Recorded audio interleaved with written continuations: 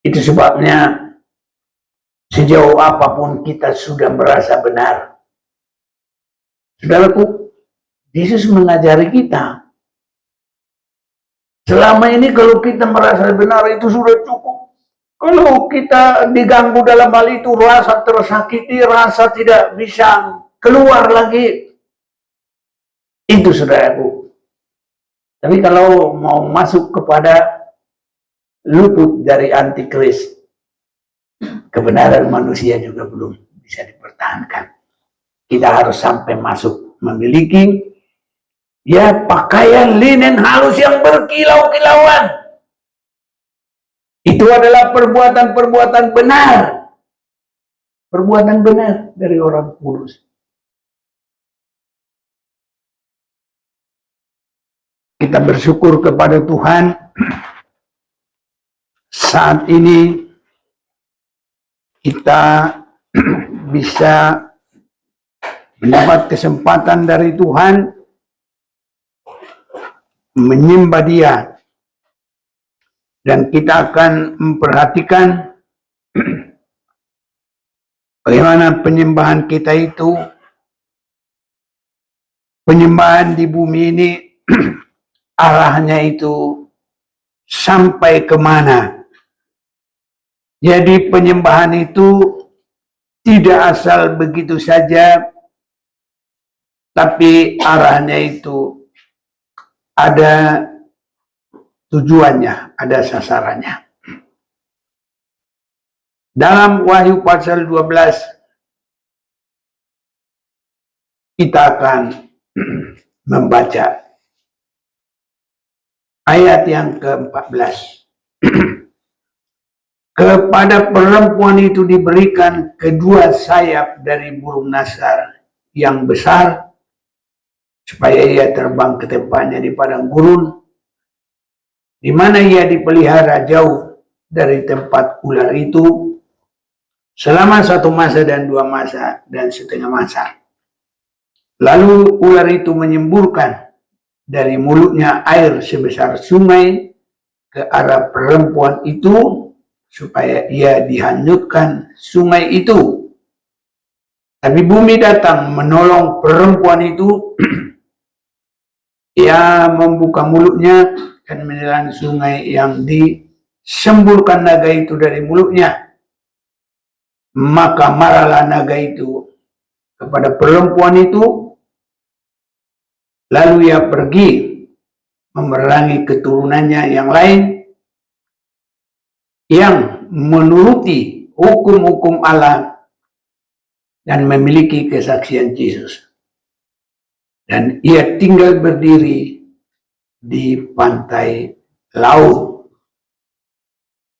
Saudara-saudaraku, sebagai arahan bahwa penurutan kita akan firman Tuhan, dan kita sampai memiliki kesaksian, itu adalah sampai ular itu atau antikristus itu tidak mampu lagi memerangi kita. Inilah sasaran dan limit daripada penurutan firman. Kenapa saya katakan limit? Karena di dalam Wahyu pasal 11 di situ disebutkan mulai 1, kemudian diberikanlah kepadaku sebatang bulu seperti tongkat pengukur, supaya dengan kata-kata yang berikut, bangunlah dan ukurlah bait suci Allah dan mezbah dan mereka yang beribadah di dalamnya. Jadi kita lihat diukur ibadah itu, bait suci, mezbah, mereka yang beribadah di dalamnya. mesbah itu penyembahan, mereka yang beribadah di dalamnya adalah kita-kita ini. Jadi penyembahan kita itu diukur. Saudara-saudaraku, itu yang kita harus perhatikan.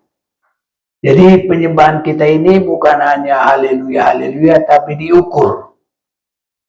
Dan apa yang diukur adalah penurutan kepada firman Tuhan dan penyerahan kita kepada penurutan itu sampai benar-benar ya kita bertindak sesuai dengan firman itu, sehingga itu disebut bagaikan pakaian pengantin. Pakaian pengantin itu adalah perbuatan-perbuatan benar dari orang-orang kudus. Sering kita sudah baca itu Wahyu pasal 19, tapi di dalam konteks apa yang kita dengar, kita akan baca juga Wahyu 19 ayat 7. Marilah kita bersukaria dan bersorak-sorai dan memuliakan Dia, karena hari perkawinan anak domba telah tiba dan pengantinnya telah siap sedia, dan kepadanya dikaruniakan supaya memakai kain linen halus yang berkilau-kilauan dan yang putih bersih. Linen halus itu adalah perbuatan-perbuatan yang benar dari orang-orang kudus. Jadi kesaksian hidup kita kepada penurutan firman itu sampai kita disebut memiliki pengalaman perbuatan-perbuatan orang-orang kudus. Itulah kesaksian kita.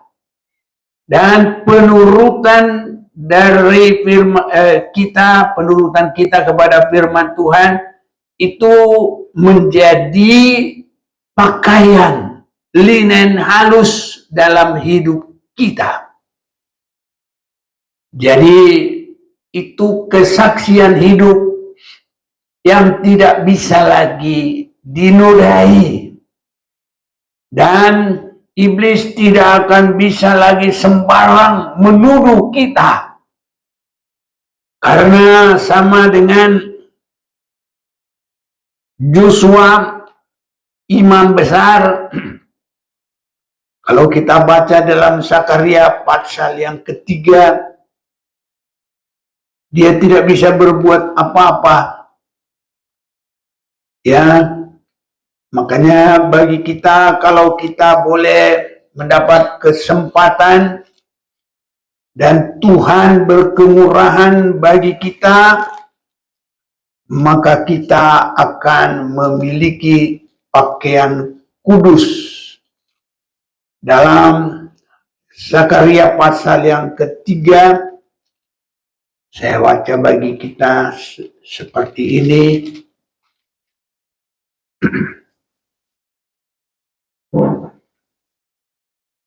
Mulai ayat 1. Kemudian ia memperlihatkan kepadaku imam besar Joshua berdiri di hadapan malaikat Tuhan, sedang iblis berdiri di sebelah kanannya untuk mendakwa dia. Ini iblis mendakwa itu sudah selalu disebut dalam Wahyu pasal 12 itu. Saya baca Wahyu 12 ayat 10 juga. Dan aku mendengar suara yang nyaring dari surga berkata, sekarang telah tiba keselamatan dan kuasa dan pemerintahan Allah kita dan kuasanya, kekuasaan Dia yang diurapinya, karena telah dilemparkan ke bawah pendakwa saudara-saudara kita. Jadi kalau tadi Joshua imam itu didakwa, ini umat-umat Tuhan juga didakwa. Dan untuk kita di akhir zaman ini, dia tidak bisa lagi menuduh kita. Dan kesaksian yang tidak bisa dituduh lagi, didakwa lagi oleh iblis itu adalah perbuatan-perbuatan benar dari orang-orang kudus itu. Itulah linen halus itu. Dan kalau ini ada, ini adalah sebelah sayap. Karena kita lihat tadi di sini, kedua sayap burung nasar.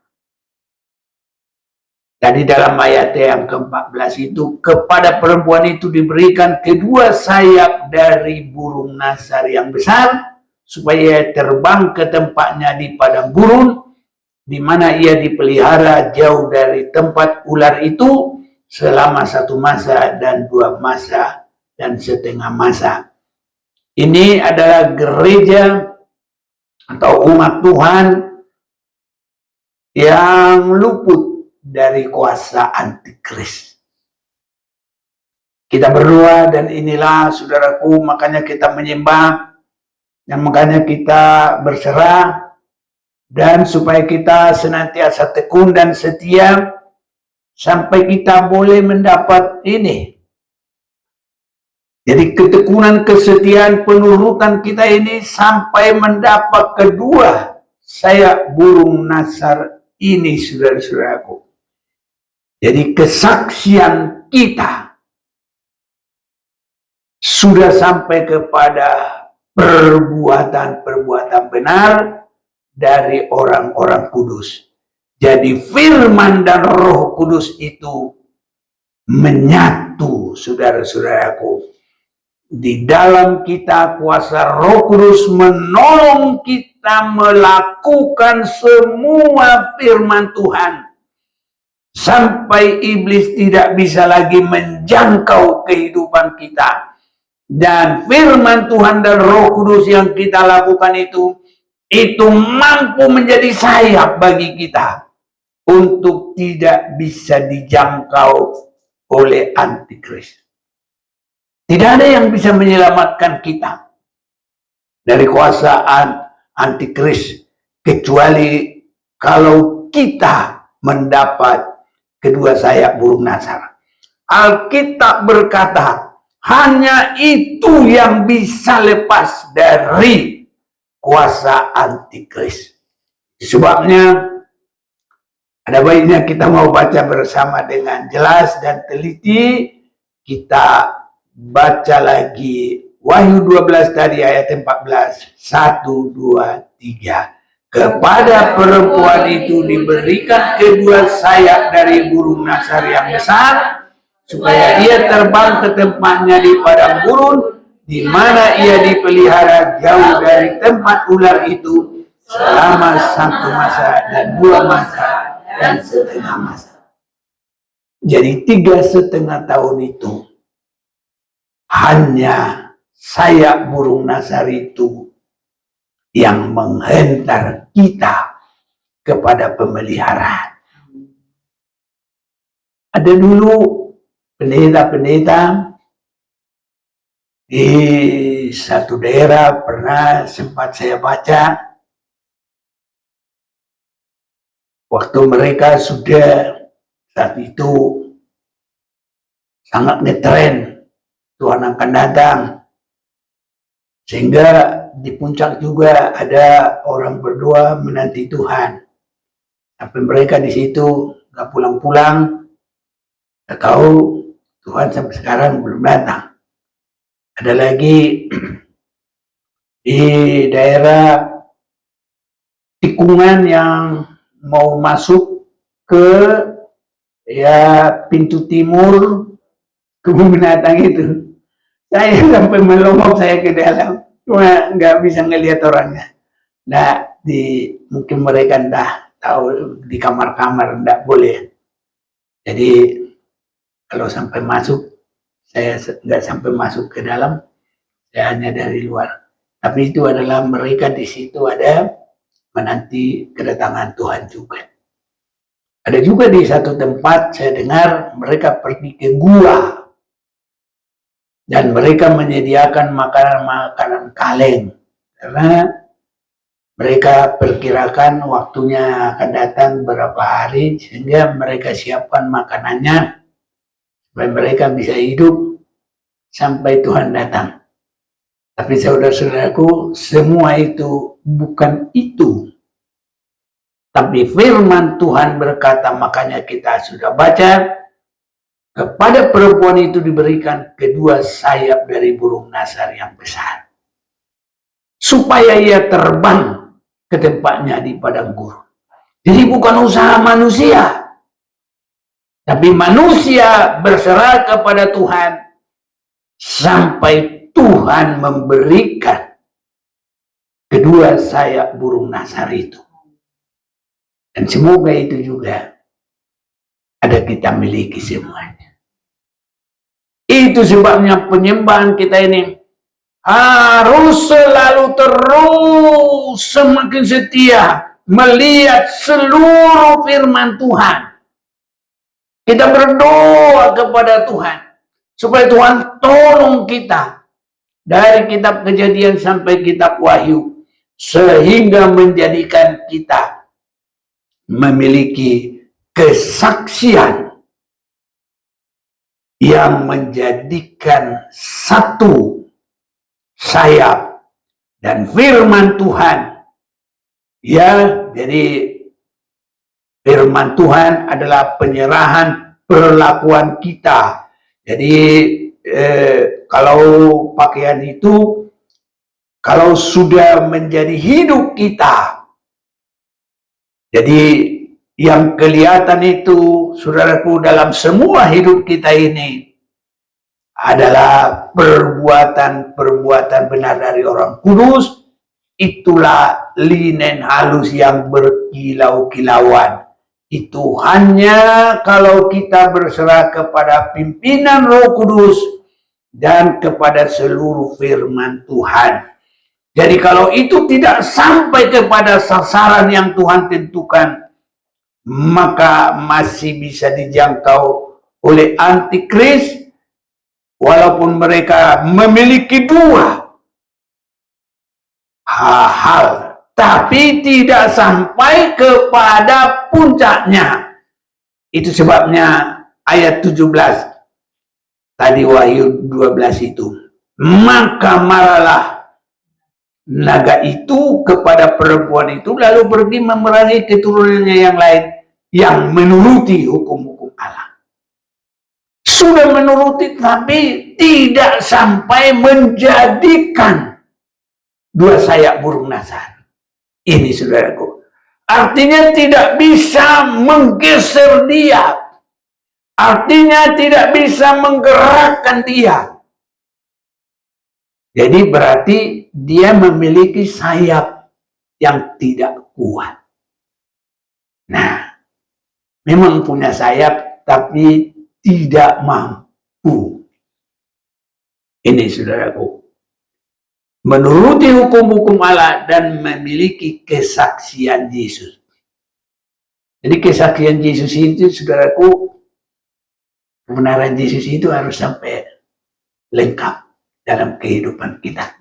Sebabnya kita sudah selalu belajar 3 kebenaran. 1 kebenaran Taurat, tetapi itu harus ditingkatkan. Sudah sering kita baca. Tolong baca sekarang. Matius 5 ayat 20. Matius 5 ayat yang ke-20.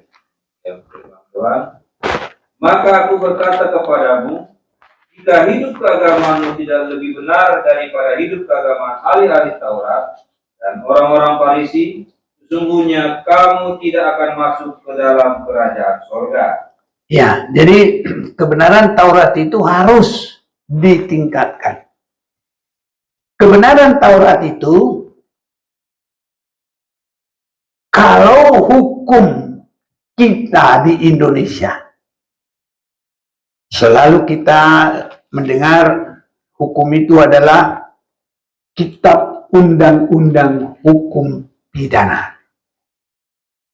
Ya, itu kebenarannya itu hanya sebatas hukum Taurat. Itu sebabnya sekarang ini sedang ngetren kita lihat bikin undang-undang, resmikan undang-undang hukum mati koruptor, miskinkan dia. Itu hukum Taurat. Kalau mencuri, tangannya dipotong. Kalau sudah dianggap cukup, hukum mati. Ini saudara-saudara. Dalam agama-agama lain juga, sebelum dia menerima Yesus, semua hanya di situ. Di Pakistan itu, saya lihat di YouTube, pada Ramadan sekarang, kalau ditemukan makan di warung, itu harus bukan cambuk lagi, besar, balok, nggak terlalu balok lah, tapi ya mengarah ke situ sekitar besarnya main kasdi itu loh. Kan main kasdi itu kan ada pemukulnya itu, ya kira-kira segitulah kayunya, pukul itu, gitu saudara-saudara. Itu. Jadi mata ganti mata, gigi ganti gigi, begitu masih. Nah, ini kebenaran Taurat. Makanya kita harus meningkat. Kebenaran dunia ini itu bukan jalan ke surga. Itu hanya untuk keadilan di dunia, kalau bisa dilakukan. Tapi itu pun susah menegakkan itu. Kita sudah mendengar diusahakan di negara ini, tapi tidak bisa-bisa juga. Nah, saudara-saudaraku, kebenaran sendiri itu nomor 2. Kebenaran sendiri itu manusia membuat ukurannya. Aku sudah baik, aku sudah benar. Nah, aku tidak salah. Nah, itu pokoknya sejauh manapun pembelaan dia. Tapi saudara-saudaraku, itu belum bisa mampu untuk membawa kita keluar dari mata ular. Itu kebenaran kita itu belum mampu membawa kita luput dari kuasa antikris. Sebab ini belum menjadi kain linen halus yang berkilau-kilauan. Kebenaran manusia itu baru sebatas kain yang kotor. Bukan ya linen halus yang berkilau-kilauan yang tidak bisa dituduh oleh si setan itu. Itu sebabnya sejauh apapun kita sudah merasa benar, saudaraku, Yesus mengajari kita. Selama ini kalau kita merasa benar itu sudah cukup. Kalau kita diganggu dalam hal itu, rasa tersakiti, rasa tidak bisa keluar lagi, itu saudaraku. Tapi kalau mau masuk kepada luput dari antikris, kebenaran manusia juga belum bisa dipertahankan. Kita harus sampai masuk memiliki ya pakaian linen halus yang berkilau-kilauan. Itu adalah perbuatan-perbuatan benar. Perbuatan benar dari orang kudus. Kalau kebenaran manusia dalam Yesaya 64 ayat 6. Demikianlah kami sekalian seperti seorang najis, dan segala kesalehan kami seperti kain kotor. Kami sekalian menjadi layu seperti daun. Kami lenyap oleh kejahatan kami, seperti daun dilenyapkan oleh angin. Itu sebabnya saudaraku, kita harus tingkatkan kepada kebenaran Yesus. Semoga Tuhan kuatkan kita dalam hal ini. Ya, proklamasi kebenaran manusia, saudaraku, ya, kita ini masih najis. Ya, seandainya pun kita tidak jahatin orang itu kan belum cukup.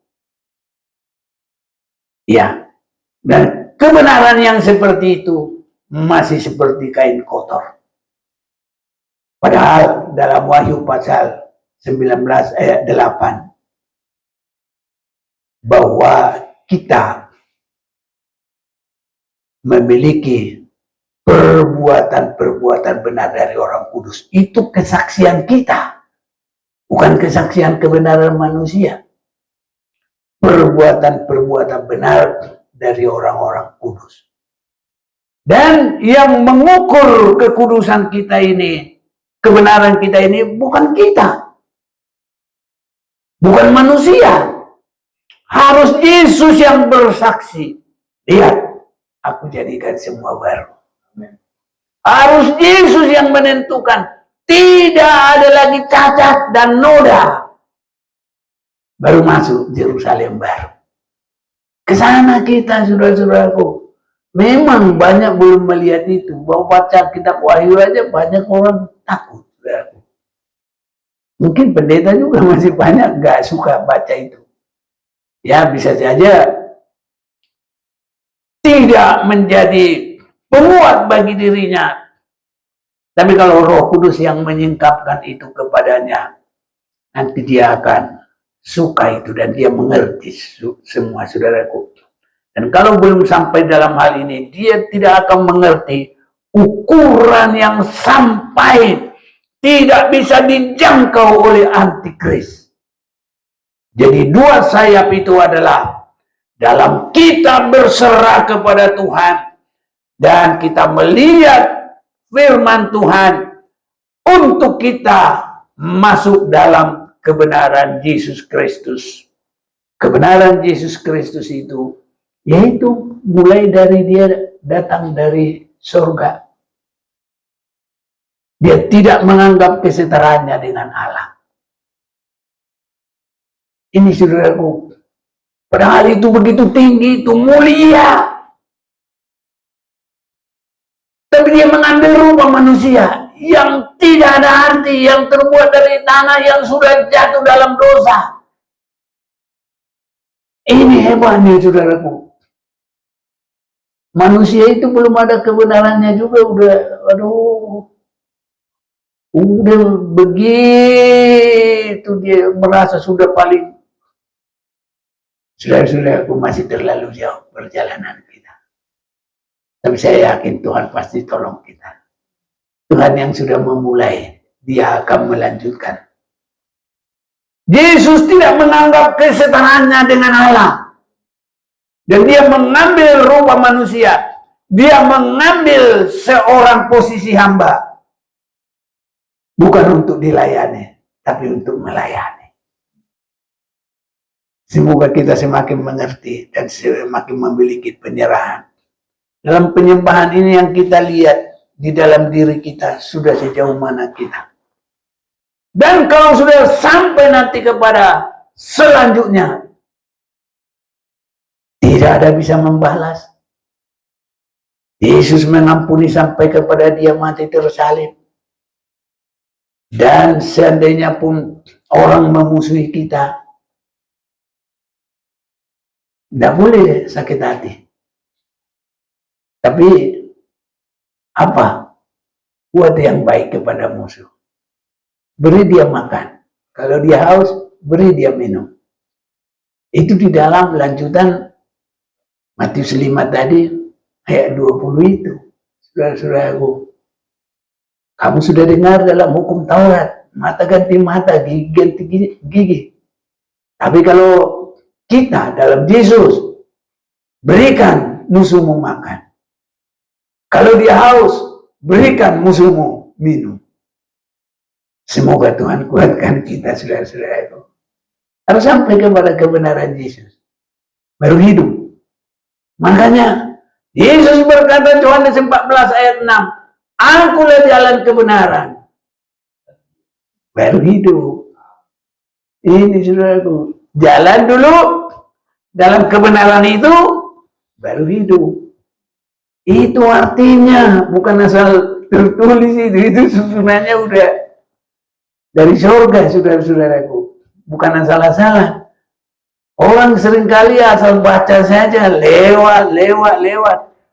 Tapi akhirnya ibarat kelapa saripatinya nggak bisa ditampung-tampung karena terlalu biasakan aja. Yang penting, apalagi kalau sudah Pak Jojoron, audu dalan, aduh deh, stop, tak dong satu sama yang gue coba itu ya. Itu hafal, saudara-saudaraku. Kalau bahasa Indonesia, akulah jalan kebenaran dan hidup. Tidak ada seorang yang sampai kepada Bapa tanpa melalui aku. Tapi untuk menghayati itu, belum tentu. Kita sampai kepada Bapa melalui pemeliharaan Yesus. Harus kita memiliki kedua sayap burung nasar, saudara. Dan itulah ukuran kita berserah kepada firman.